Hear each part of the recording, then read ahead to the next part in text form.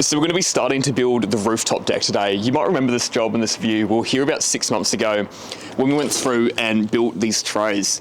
These are just posi trusses going through here, and we've basically built small box cutters in between them. It was a bit of a cool job. We did a few videos on this. For today though, what we're going to be doing is firstly drying these off, and the joists we're using are just going to be sitting on top of these. No fixings at all. We're not going to be screwing through the flashing. It's not going to be screwed on. It's not going to be nailed on.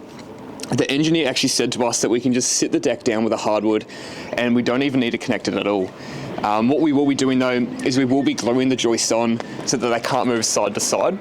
Leave them for a day or two to dry, then we'll come back and do the decking boards on top of them. Before we even start with the deck, one problem we did run into is trying to find a treated timber that can sit on the flashing which won't corrode it or react with it over time. Normally for a subfloor you would use treated timber, but the chemicals in the treated timber to make sure it doesn't rot over time would actually leak out and corrode with the flashing. So it did get expensive. We did have to go with some hardwood. It's all painted downstairs. We will start bringing it up in a second and gluing it on. But we did go with a hardwood which won't react with the flashing, and the timber up here should be fine for about 20 years. One big problem we are going to have with this deck, which we do have a solution for. Can you just hold my tape and butt me in? Just butt me into that. So it's going to be where the decking boards run to. The decking boards are going to go this way, and we are using Eco Deck. So they are the composite decking boards, and they do come at 5'4", which gets us here. To use composite decking, there's only one way you can really do it. Is have all your boards run one direction. You don't stagger the joins, but what you do is have a breaker board running through and then continue them through. Obviously, we're not going to have a breaker board here and then a few tiny boards going back the other way. So what we need to do is frame this out to have a few, I think 3 boards running this way, which will be covered by a bench, mostly covered by a bench when everything's done. And once we get 3 boards there, we can run all the rest of the boards at full lengths going across. So we've got to think about that now when framing it, because obviously all of our joists are going to run this way, but for this area here, we're going to have a joist running across there, a joist across here, and then lots of nogs in between to hold the boards that go this way. Another thing we did frame up on framing stage is we had to do a whaler on the inside of these box cutters on either side, which take the water. So these joists are obviously going to run across, span the 250 in between, and they're going to sit on there. So what we'll do is we're going to stagger the joins. So lengths of 4'2", that's going to get us 4'260". We'll go 4'2". That will get us past the halfway point. And what I'm hoping is if I measure this here,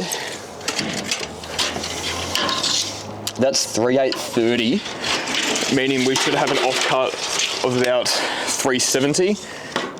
And we need, about 350 for a nog in between there.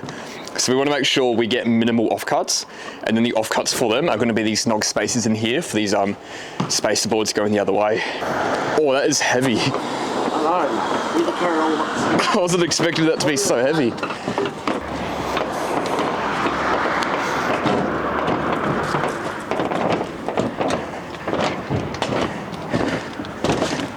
We'll just keep checking them, and we'll make sure. Maybe I can check. Yeah, we'll just make sure the square side's in the middle though. So if you want to follow me, we'll just keep staggering them. Yeah, I'll follow you. I'll do my first one here. And that, it just slides under. Sweet. So the next one you're going to get, it's going to go in this one here, hard to that side. And we'll just keep staggering them back and forth like that. We're going to have to think of some sort of jig or something to hold these straight when we glue them. Like this one especially, but there's a lot of them and they've got huge bows in them. We're going to try and make these pretty straight, which is going to be hard because normally you would just screw one side down, pull it straight, screw it down as you go. But since we're gluing it, we don't really have that option. Alright, so you're good to butt me in? Yeah, I can just take off like 5. It's not even kind of 3, but all these corner bars. Yeah, so what we're actually going to do, that's a good call, is I don't actually want these to be hard to the flashing either side. Water shouldn't get there, but if water was there, I don't want water to run down to get to the end grain of these joists. Yeah. So yeah, we'll pull them in 5mm either side. So this is hard too. So you take off 10mm. Oh, I'm the one reading the tape. 3,755 for the first one. And then when we glue them on, we'll have a 5mm gap either side. 3,770. 3,760. So we've got everything laid up here ready to go. I think the first thing we want to do is we'll start with these blocks here. We'll frame this up. Do you know what's going on here, Mitch? Yeah. Cool. So we'll frame this up. What we'll do is we'll start with this long one, this short one. We'll do that in one piece, slide it in. Then do this afterwards in one piece and slide it in. First thing we want to do before we even cut blocks is let's get an overall measurement of cladded wall to cladded wall. Work out what it is, and then all of our little nogs that go in there, we want them to be evenly spaced. I think we're just going to clip them in place like we're going to do everywhere else, but in case we do face screw them, the last thing we want is all the screws to be even, and then at one end have like 2 screw lines next to each other. Can you butt me into that wall over there?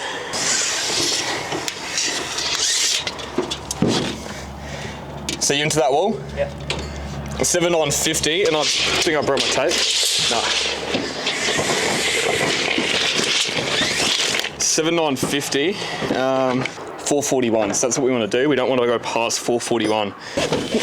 Alright, so can I get you to hold my tape, Mitch? What I'm going to do is I'll get you to hold my tape in there, and for both of these, you hold that in there. What I'm going to do is just 441 centers on this one, and then we'll keep going back and forth.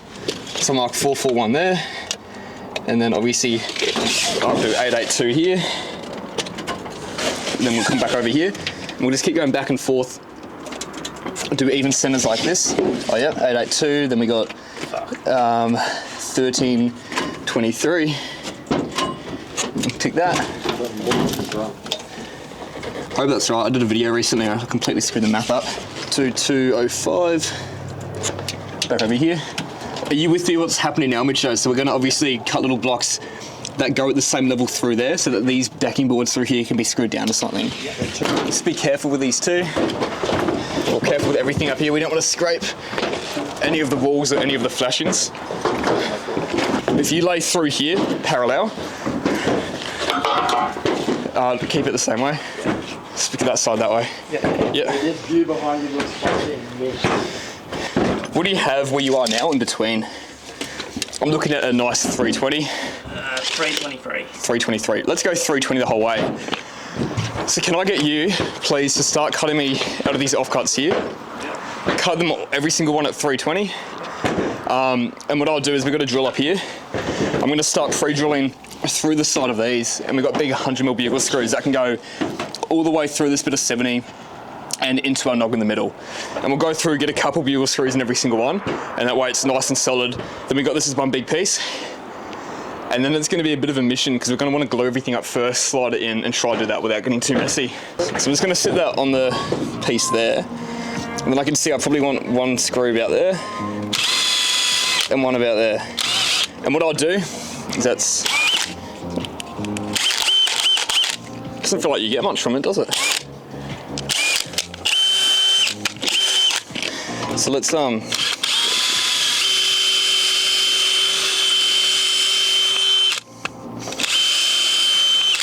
yeah, what I'll do is I'll go through, drill almost the whole way through the bit, then you're gonna get the pre-drill bit, and that's just gonna take enough out there for the head of the screw to sit in. So Which way someone's coming up behind you? yeah, you're gonna follow behind me. You can do that one now. I might just stay in this one piece here, do this whole piece the whole way through. Yep, and then I'll just follow you. Yeah, and then you follow me through. Thank you.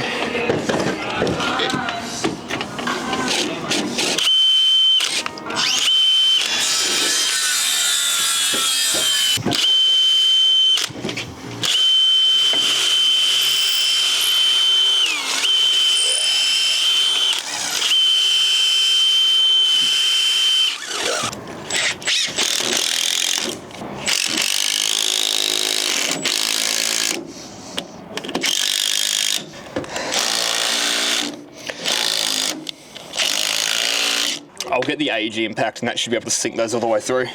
So that half's done. We're going to jump straight into gluing it. What we are using, never used it before, some Bostik glue, Steel and Flex FC. The client called up his bloke at Mitre 10 who recommended this. See how we go. I think we'll do one at a time. What do you guys reckon? I think it's going to be best to glue down here where we're going to place it and then slide it in, opposed to gluing that and then trying to slide it in with the glue. Yeah, definitely don't fucking put the glue on that. What I think we might do is do a thick bead down the middle, and then afterwards I don't know if we'll use this or if we'll just cork it. We'll do real, like I'm talking massive fat chunks of cork along the side there, just to make sure the water hits this and runs off into the tray. Thanks, mate. You're making it look so small, Dave, right now. That better? No, it's a bit better. Bit better? Or not, You're looking real fucking small. Can you stand in the tray, please?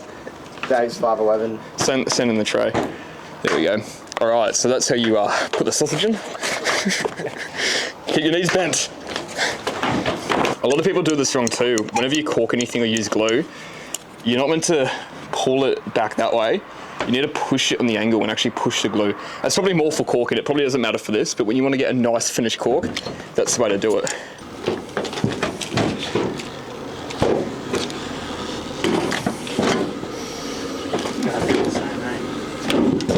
Oh.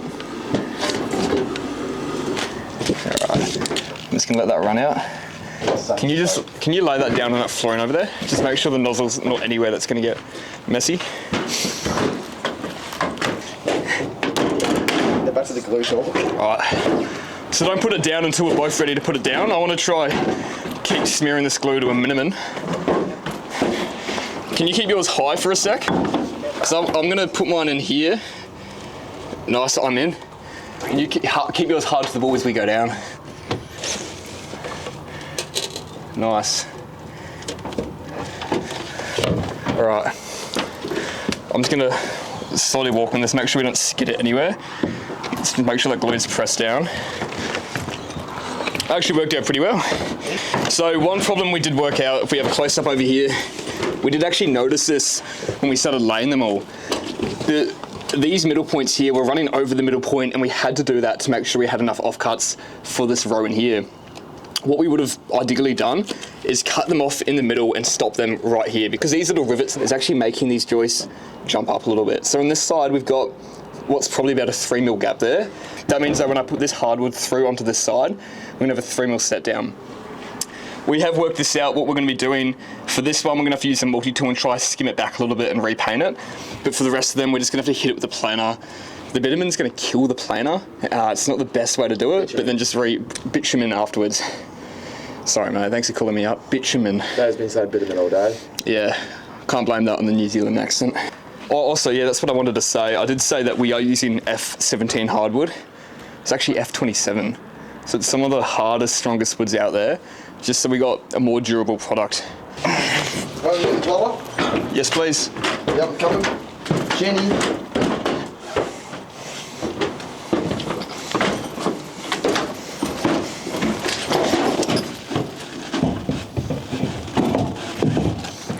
And then I'm going to try to slide it across. Still stay up. Oh, you didn't go to the ends. Yep. Thanks. Yeah. Yep. Yep. Gonna go down while pushing. Don't go too far because we won't get it back.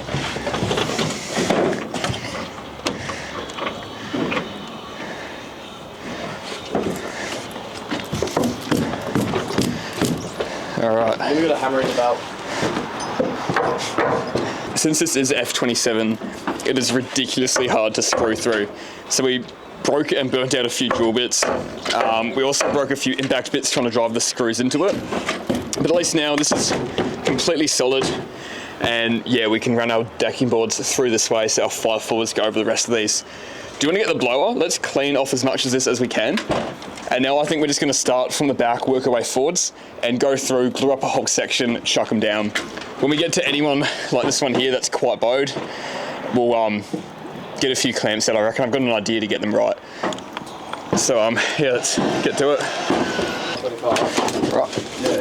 So I'm just going to put this in. Just go center of the thing. I'm just going to move it back and forth. Yeah, mate. Just to like move the glue around a little bit, make sure it's nice and Even. solid. Sweet. Can you just make sure that one's even? And we did cut these 10mm short, so we do want a 5mm gap either side.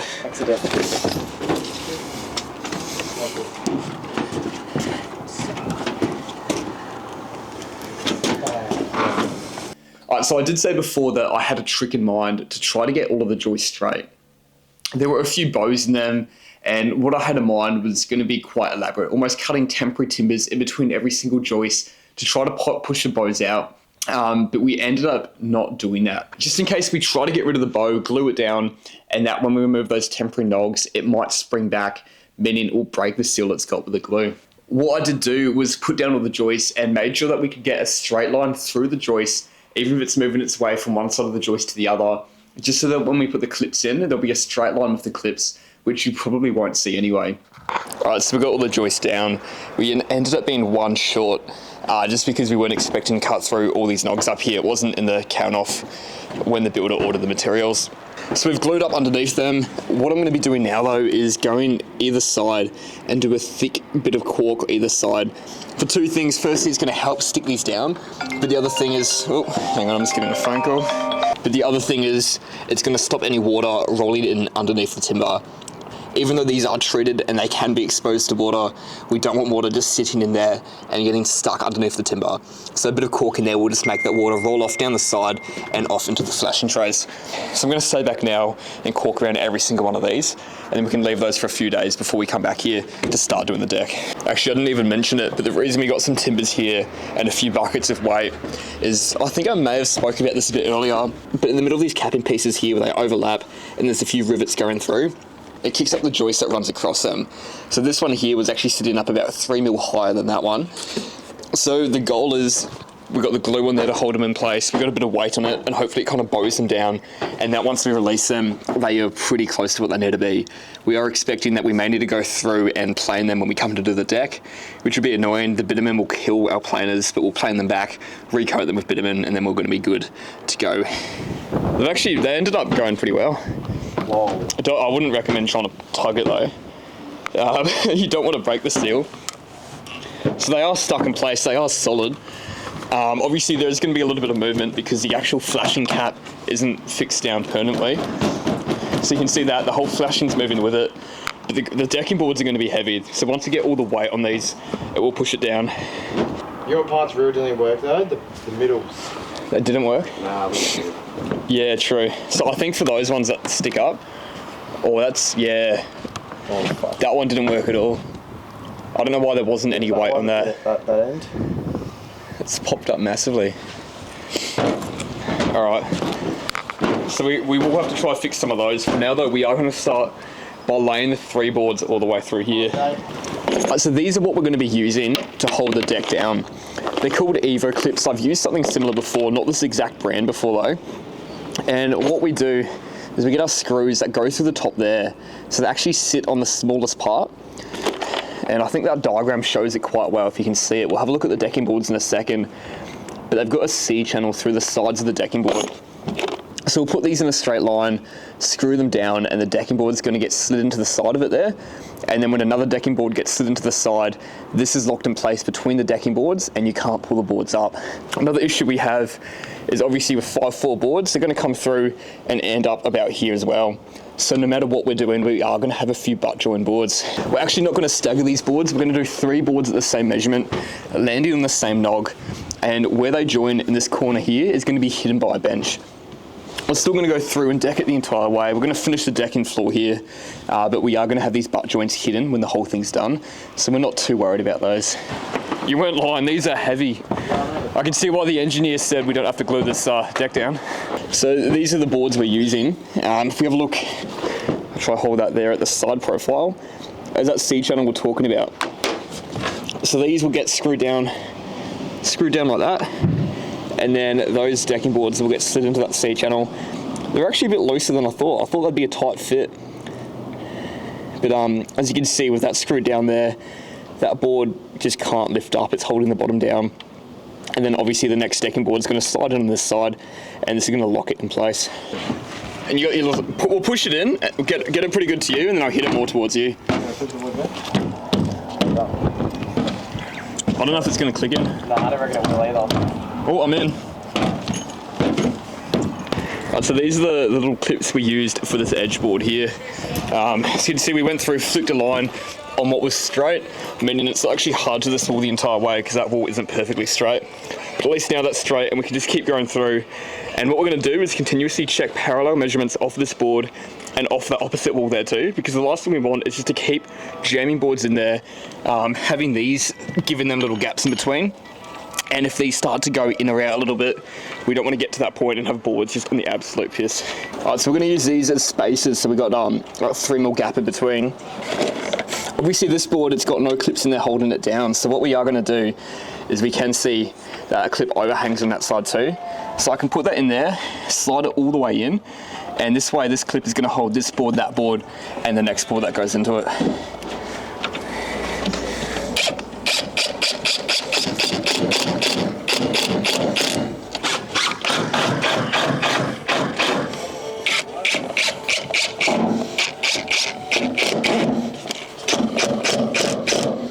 I'm going to show you the worst part about this job. Firstly, these decking boards are pretty heavy. We've got to carry them up to the rooftop, but I'll show you the path we've got to take every single board. Whenever we've got to cut a board, right now it's just me and John, and we got to run all the way down here. We were going to load them up in here and just cut them in here, but plaster is coming. The plasterers are meant to start today. They will start tomorrow, so we've got to keep this floor space up here free for them, meaning we've got to go down once again.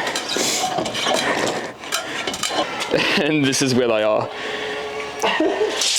And every single time, since there is glass balustrades up there, every single time we're coming back in here, passing them up through here and doing that walk.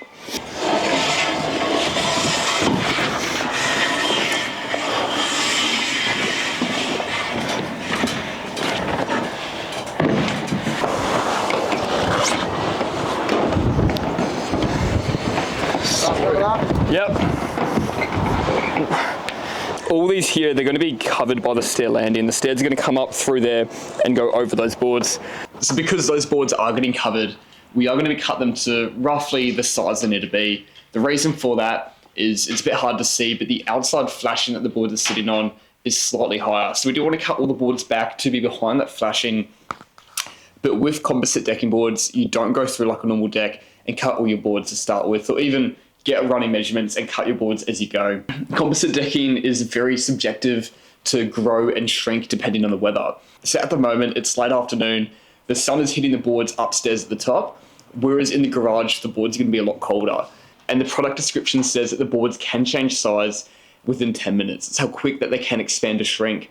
So if we went through and started measuring every single board and cutting them, there is a chance that they can cool down or heat up over time and that those dimensions can change.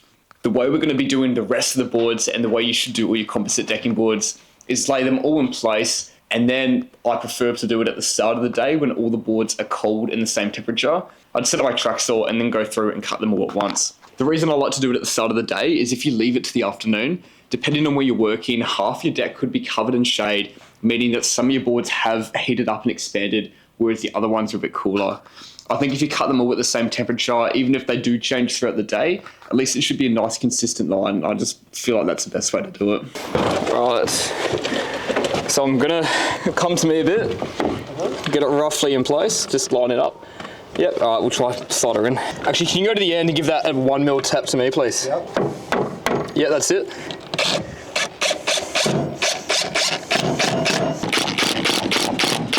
I've got it in there, it's nice and loose.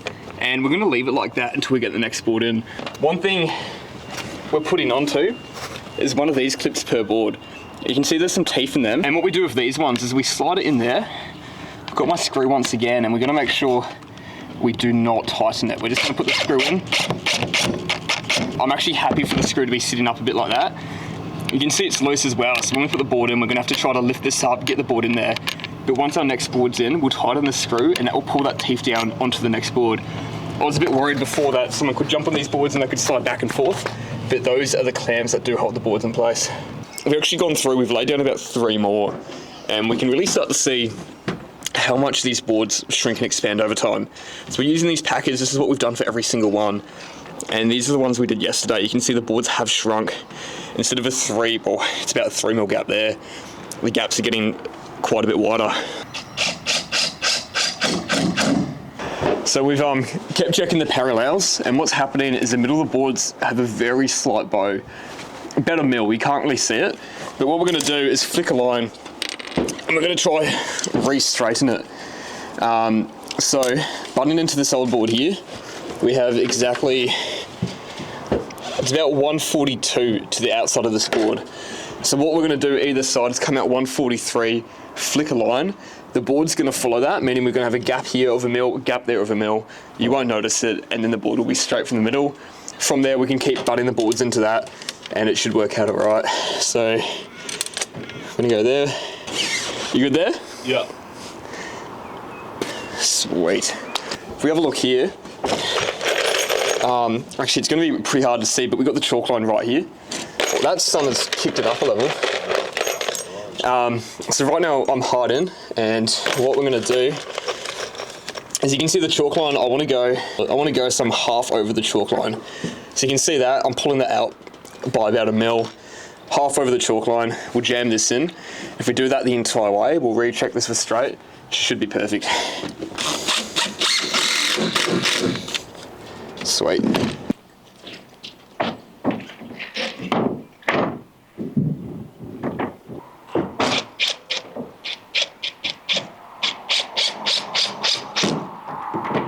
Yeah, if I rip it at 30 mil, it slides in on the other side of the packer, and then we can pull it across, and then we're gonna have to just face screw the 30 mil bit.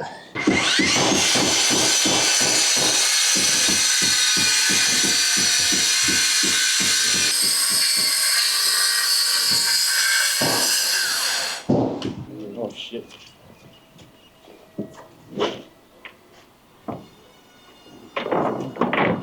Alright, so the deck is mostly done. A couple things we do need to do, which I won't be doing today, is firstly, if we have a look at all these gaps here, they do go all over the place. So I did mention we're putting these special clips in. I might be a bit too hard to see them now, but we put clips in with teeth, and we are going to go through, pull those clips down, and they're going to lock the board in place. We still need to go through with a trax or two, cut all those off at the end. What we are waiting for though is for a C-channel for the balustrade to get installed, or to at least get delivered here so we can see the dimensions of it, and then do the perfect cut at the end. When we do that cut, since these boards do expand and shrink massively, we're talking about a 6 to 7 mil difference from what we've seen over the last few days, is I want to make sure I come here first thing in the morning. All these boards would be cold, they will all be the same temperature, and I want to do that cut when they're all the same temperature.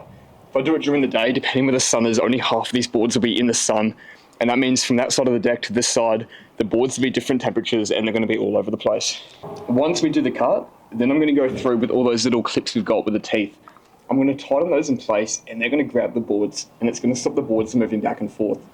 Obviously, this line here is still going to expand and shrink, but they should all do it in uniform. And even if half the deck's cold, half of it's warm, it should almost be like a staggered line as the boards change temperature, and it should look okay. What those clips are stopping is from this board expanding and shrinking, and that it's going to be moving back and forth, and this one could be moving in a different way, which starts to give us these little staggers we find there. Anyway, it's a bit of an interesting build, this deck. If I had to do it again, even though the plans drew it up this way, I'd highly recommend not doing a deck this way. We do have little squeaks everywhere, and the reason for those squeaks is that we did put those F27 bits of timber on top of the flashings. I went through to try to make sure it was all straight. We put some packers under some that we needed, and we did everything we could to make it pretty good. The issue though is that those flashings actually had a little bit of air below them, and once we stood on the joist went down slightly. It pushed the entire flashing down. So obviously when I was trying to level it and get everything straight, I'm pushing weight on the straight edge. But once you've actually got all the weight of the decking boards on it and someone walking through, you do have sections of this deck where there is a little bit of movement. You feel it slightly go down. Not much, but you do notice it. I've actually been looking at a few other jobs doing a similar setup like this, and I think the way going forward to do it is to have some steel posts coming up through your roof it like normal, and then build a subfloor with beams and build an entire new level floor basically over the roof, and not having the roof and the subfloor connected together like this. Anyway, I think that's it.